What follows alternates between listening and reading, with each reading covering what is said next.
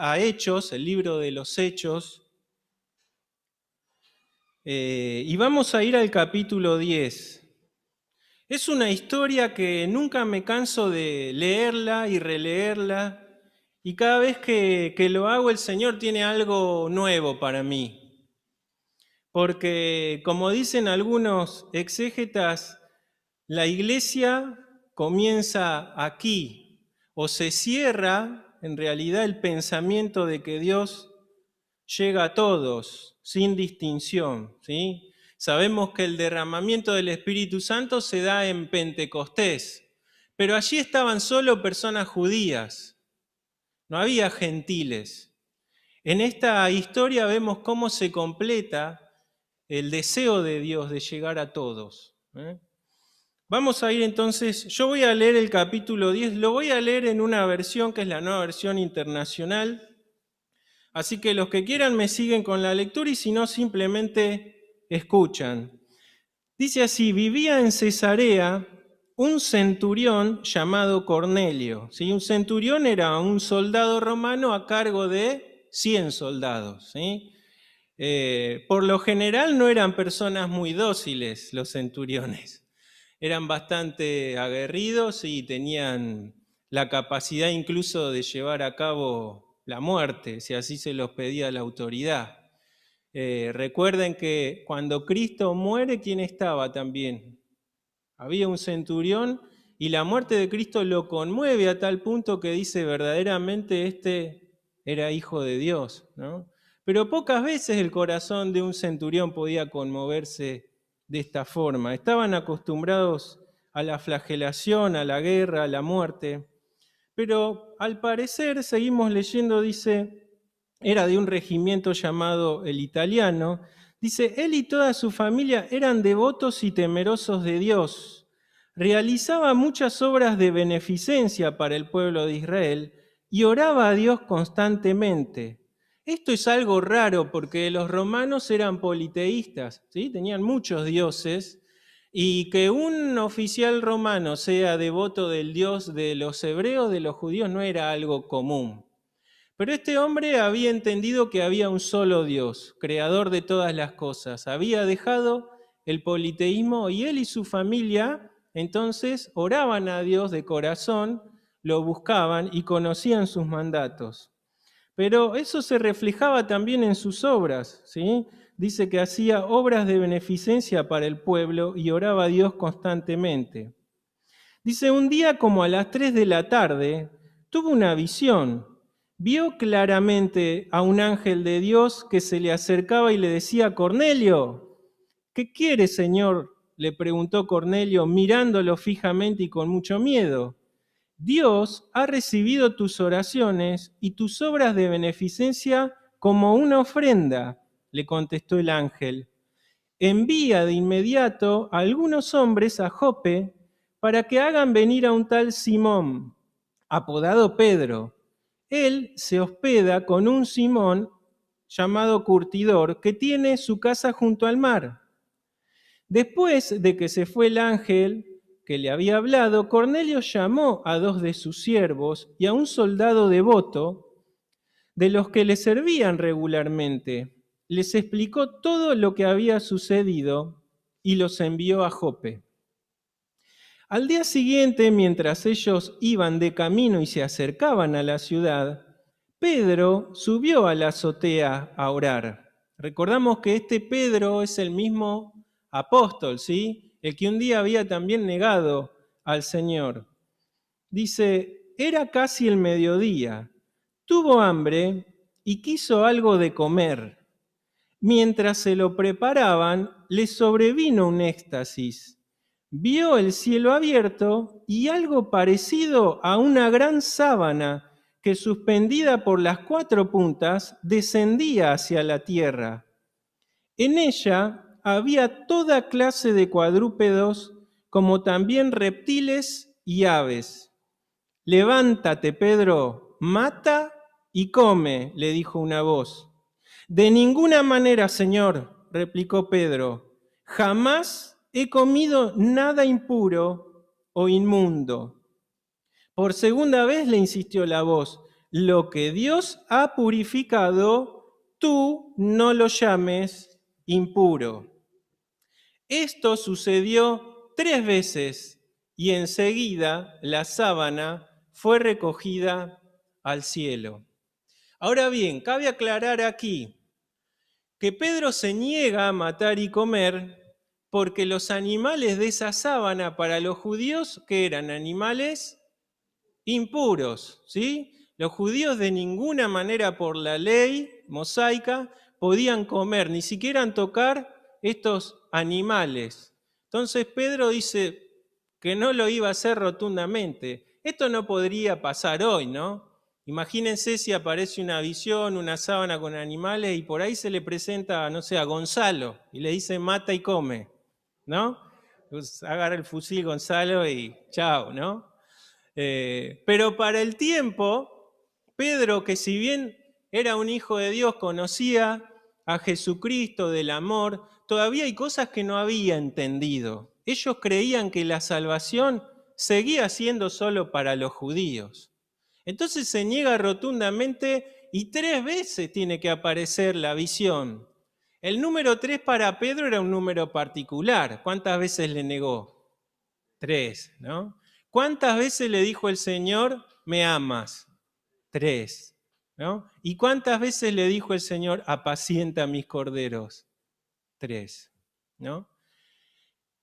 Sin duda, estas 3 veces que la visión le aparece tenían que significar algo para Pedro, ¿no? Es como que le decía, no seas cabezón, Pedro, te estoy diciendo algo y hay razón en lo que te digo. Pero sigue la lectura, dice, Pedro no atinaba a explicarse cuál podría ser el significado de la visión. Mientras tanto, los hombres enviados por Cornelio que estaban preguntando por la casa de Simón se presentaron a la puerta. Llamando, averiguaron si se hospedaba Simón, apodado Pedro. Mientras Pedro seguía reflexionando sobre el significado de la visión, el Espíritu le dijo, mira Simón, 3 hombres te buscan, date prisa, baja y no dudes en ir con ellos, porque yo los he enviado. Vamos a ir al verso 23, dice, al día siguiente, Pedro se fue con ellos acompañado de algunos creyentes de Jope, ¿sí? Algunos creyentes judíos. Un día después llegó a Cesarea. Cornelio estaba esperándolo con los parientes y amigos íntimos que había reunido, ¿no? Me hace acordar, Sabri, hoy trajo a sus parientes y amigos también para esta ocasión. Dice, al llegar Pedro a la casa, Cornelio salió a recibirlo y postrándose delante de él, le rindió homenaje o le rindió honor. Algunas versiones traducen le adoró. En realidad no era una adoración al estilo de adorar a un Dios, porque Cornelio también conocía la ley judía, él ya conocía al Dios de Israel. Pero este saludo es como si se hubiese inclinado ante el mismo César, ¿no? ¿Y qué le dice Pedro? Sin duda Pedro pasaría por su mente, ¿no? Un oficial romano de tan alto rango arrodillándose ante un pescador y a cualquiera se le... Quédate un ratito más, ¿no? Pero Pedro había entendido algo de que todos los hombres a la vista de Dios son iguales. Y dice, ponte de pie, que solo soy un hombre como tú. Pedro entró en la casa conversando con él y encontró a muchos reunidos. Entonces le habló así, ustedes saben muy bien que nuestra ley prohíbe que un judío se junte con un extranjero o lo visite. Pero Dios me ha hecho ver que a nadie debo llamar impuro o inmundo. Por eso, cuando mandaron por mí, vine sin poner ninguna objeción. Para los que no conocen por qué de esto que Pedro dice, tampoco, así como tenían restricciones con ciertos animales, los judíos no podían entrar tampoco a la casa de un gentil, ¿sí? ¿Por qué? Porque los gentiles tenían también prácticas que para ellos era una contaminación ritual. Entonces, si bien estaba exacerbado por lo que pasaba culturalmente, que estaban siendo oprimidos por los romanos, ¿sí? Y no eran amigos judíos y romanos, había un rechazo muy grande. De hecho, había grupos que se sublevaban y atacaban a las legiones romanas, ¿sí? Que eran llamados los celotes, ¿no? Que uno de ellos había sido elegido por el mismo Señor. Entonces, Pedro parece que está comprendiendo ahora sí la visión que se le había presentado, ¿no? Porque él dice, Dios me ha hecho ver que a nadie debo llamar impuro o inmundo. Vamos al verso 34, dice, Pedro tomó la palabra y dijo, ahora comprendo que en realidad para Dios no hay favoritismos, sino que en toda nación Él ve con agrado a los que le temen y actúan con justicia.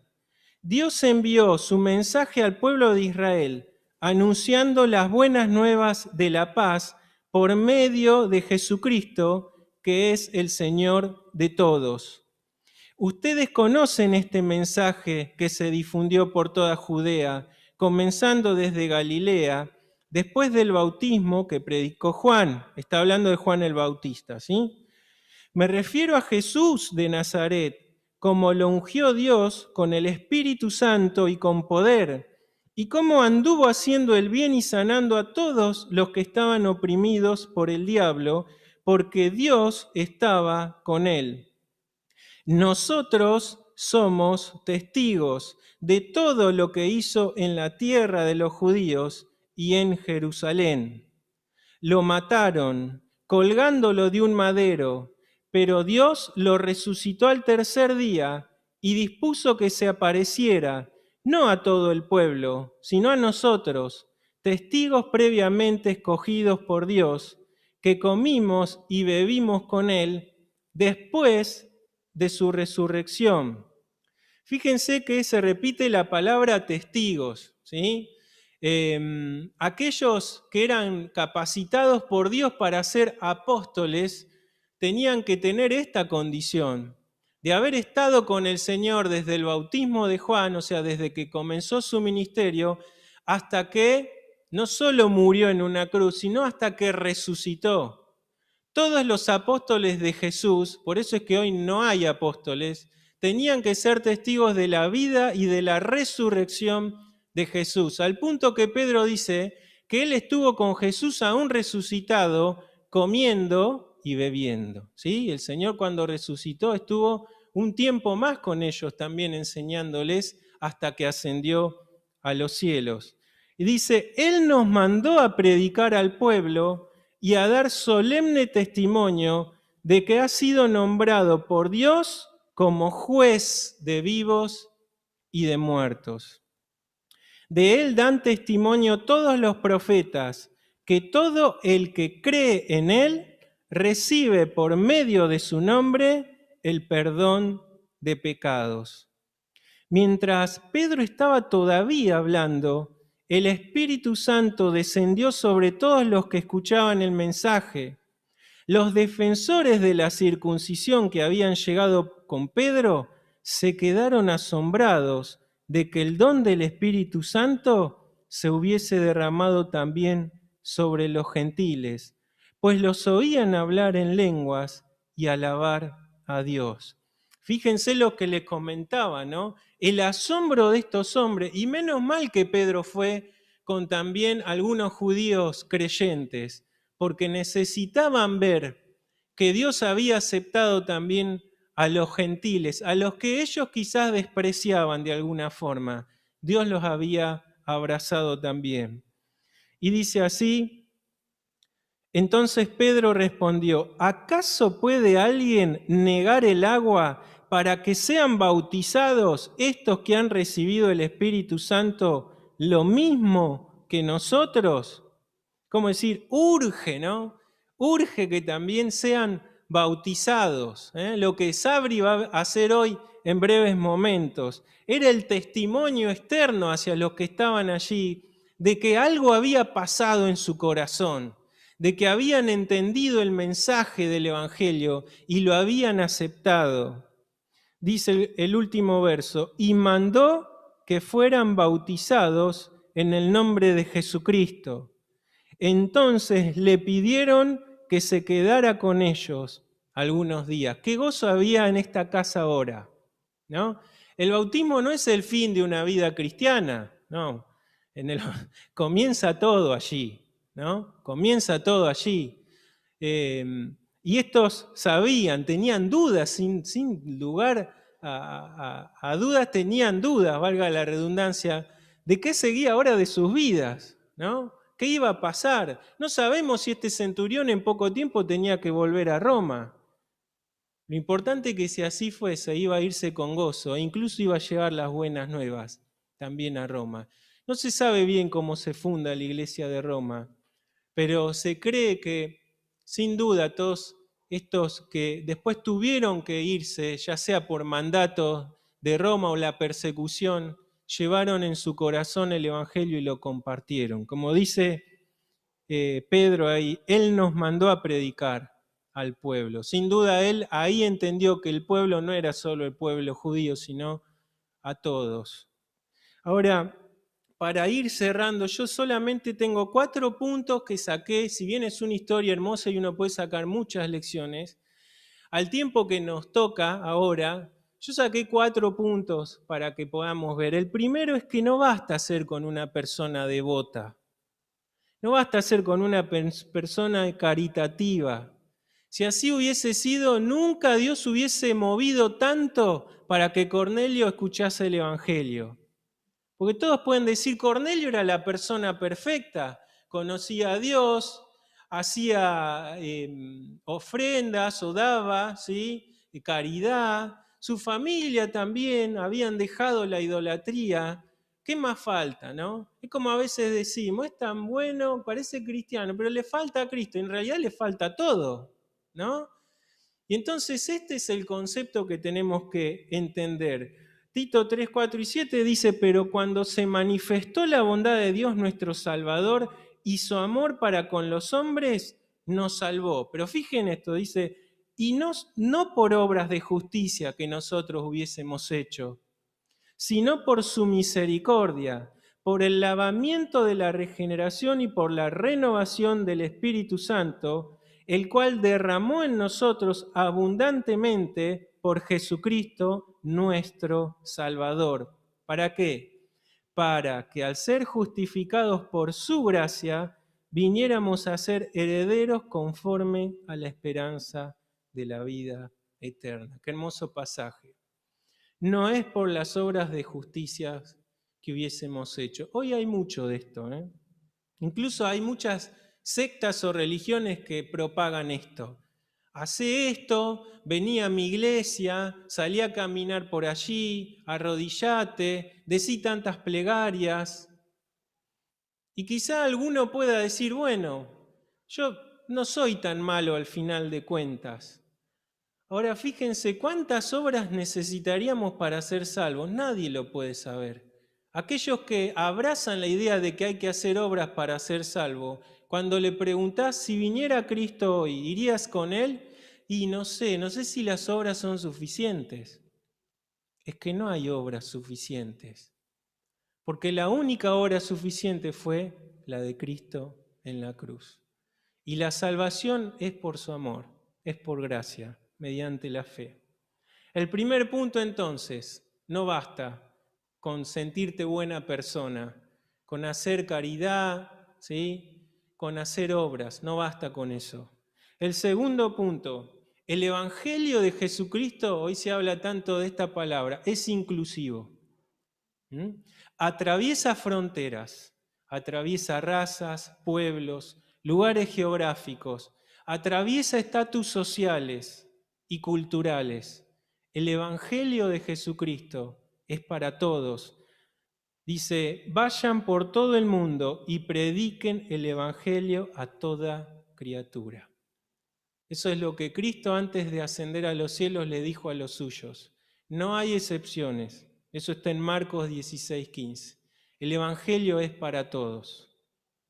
Ahora, el tercer punto es que la salvación del alma es exclusiva. Y acá hay una diferencia. El Evangelio sí es inclusivo, pero la salvación del alma es exclusiva. Juan 3:18 dice, el que en Él cree, en Cristo, ¿sí? No es condenado, pero el que no cree ya ha sido condenado porque no ha creído en el nombre del unigénito Hijo de Dios. Fíjense algo notable en este pasaje. Dice, ya ha sido condenado aquel que no cree. Si hoy que vos nos estás escuchando en esta mañana, no tenés a Cristo en tu corazón, no crees, te aferrás solo a lo buena persona que te sentís, la palabra de Dios declara una verdad fuerte quizás, pero es la verdad de Dios y dice que vos estás condenado. Porque la única forma de tener vida eterna es en Cristo Jesús. Juan también declara que Cristo a los suyos vino y los suyos no lo recibieron. Pero hay un pero hermoso, dice, pero a los que le recibieron, a los que creen en su nombre, ¿qué les dio? El poder o la autoridad de ser hechos hijos de Dios. Qué hermosa palabra. Hoy tenés esta oportunidad de poder irte de acá siendo hijo o hija de Dios. El que crea y sea bautizado se salvará, dice Marcos 16:16. Pero el que no crea será condenado. Y nosotros vimos ahí un acto inmediato, ¿no? Claro, es que no había mucho tiempo. Antes no había autos, no había ni buses, ni micros, ni trenes que podían hacer que la gente se viera con tanta asiduidad como hoy, que aunque a veces no estamos hoy tan cerca y estamos en una punta de un mundo y otro en la punta del otro, tenemos las redes, y también en el mismo momento podemos vernos. Bueno, esta no era la particularidad de este mundo, todo costaba mucho. Andaban a pata, como se dice, ¿no? Y alguno que tenía un poquito de dinero, quizá algún carrito tirado a caballo o a burro, no había más. Los caminos no eran asfaltados como hoy, eran piedras, caminos por desiertos peligrosos. Y los kilómetros que para nosotros 100 kilómetros hoy no es nada, para ellos a veces incluso era en riesgo de su vida porque había ladrones y un montón de cosas. Urgía que todos aquellos que habían aceptado a Cristo lo manifiesten bautizándose. Hoy ya esto no es así, entonces aquellos que han aceptado como Sabri al Señor en su corazón, quizás hace años atrás, no sé a qué edad aceptaste a Cristo, Sabri. Como a los 11, ¿no? Como a los 11. A los 11 años el alma de Sabri fue salva, ¿sí? Pero ella se bautiza hoy a los 16, ¿no? Y en ese camino sin duda pudo tener más convicciones de la fe que abrazó. Y eso hoy se puede hacer por las facilidades que tenemos. Pero en esa época el bautismo era inmediato. Por eso dice, el que crea y sea bautizado se salvará. No era porque el bautismo daba salvación, ¿no? El bautismo es solo un mandamiento que manifiesta a los demás lo que Sabri experimentó ya en su corazón. El último punto. Vimos el primero, no basta con ser una persona caritativa o devota. El segundo es que el Evangelio de Jesucristo es inclusivo. El tercero es que la salvación del alma es exclusiva. No porque Cristo murió ya y están todos salvos. No, no. Vos tenés que aceptar a Cristo, tenés que creerlo y Él tiene que entrar en tu corazón. Y el cuarto punto de hoy, que la obediencia a Dios siempre obra en bendición. A veces nos cuesta obedecer a Dios y a veces tropezamos, ¿no? Caemos o nos apartamos. Aún aquellos que tenemos muchos años en la fe, porque tener años en la fe no te hace inmune a poder apartarte o a poder caer o tropezar. Pero esta es una premisa que desde el Génesis la vemos. La obediencia a Dios siempre trae bendición a tu vida. Mateo 28:19 dice, por tanto vayan y hagan discípulos de todas las naciones, bautizándolos en el nombre del Padre y del Hijo y del Espíritu Santo. Dice así, enseñándoles a obedecer algo. No, enseñándoles a obedecer todo, ¿sí? Todo lo que les he mandado a ustedes. Y les aseguro que estaré con ustedes siempre hasta el fin del mundo. Y es lo que Sabri hace hoy. Hoy cumple Sabri esta premisa de obedecer a Dios. Y sin duda, no dudes, Sabri, de que Dios va a bendecir tu vida. No lo dudes. Y no dudes, vos, amigo, amiga que nos estás viendo, que si vos hoy te vas con Cristo en el corazón, además de que ya es la mejor de las bendiciones, porque tenés asegurada una vida eterna, Dios ahora va a estar contigo en tu caminar para levantarte, para bendecirte, para restaurarte y para darte paz. Había una frase que anoté que me gustó, dice, hay que comprender que no es el acto lo que nos salva, pero es el acto lo que simboliza cómo somos salvos. ¿Sí? Como decimos, el acto del bautismo que Sabri va a realizar aquí en agua, bautismo significa inmersión, ¿sí? Y José va a hacer que Sabri se inmerse en las aguas y después la va a sacar, obviamente no la va a dejar ahí, ¿no? Eso simboliza lo que Sabri hizo, lo que pasó en su vida, que ella murió al pecado y al mundo y resucitó como Cristo a nueva vida. Dice Romanos 6:4, y ya cierro con esto. Dice, porque por el bautismo fuimos sepultados con Él en su muerte, para que así como Cristo resucitó de los muertos por la gloria del Padre, así también nosotros vivamos una vida nueva. Porque si nos hemos unido a Cristo en su muerte, así también nos uniremos a Él en su resurrección. Sabemos que nuestro antiguo yo fue crucificado juntamente con Él, para que el cuerpo del pecado sea destruido, a fin de que no sirvamos más al pecado, porque el que ha muerto ha sido liberado del pecado. Así que si morimos con Cristo, creemos que también viviremos con Él. Esto es lo que se manifiesta en un bautismo. No solo lo que Sabri experimentó en su corazón, sino la realidad de que un día estaremos con Él, de que hay una vida nueva esperándonos y que si hoy partís de este mundo, como decía el apóstol, estoy presente en Cristo.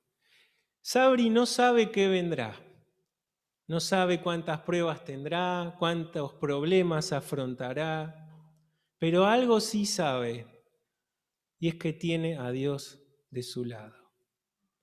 Como dice el Salmo, Él es el buen pastor. Dice, nada me faltará. A Sabri nada le faltará, porque tiene con ella al Dios poderoso, al soberano. Tiene a Jesucristo, que es el Salvador. Quizá hoy quieras, al igual que Sabri, también aceptarlo en tu corazón. Decirle con sencillez, hasta aquí pensé que era bueno y que con eso bastaba. Hasta aquí, bueno, me consideré que mis obras eran suficientes, pero hoy reconozco que no es suficiente, porque Dios es santo y requiere un derramamiento de sangre que fue el de Cristo. Hoy es el momento para que aceptes a Jesús en tu corazón, para que con humildad le digas, Señor, creo que Jesucristo murió por mí, perdona mis pecados, te acepto como mi Señor.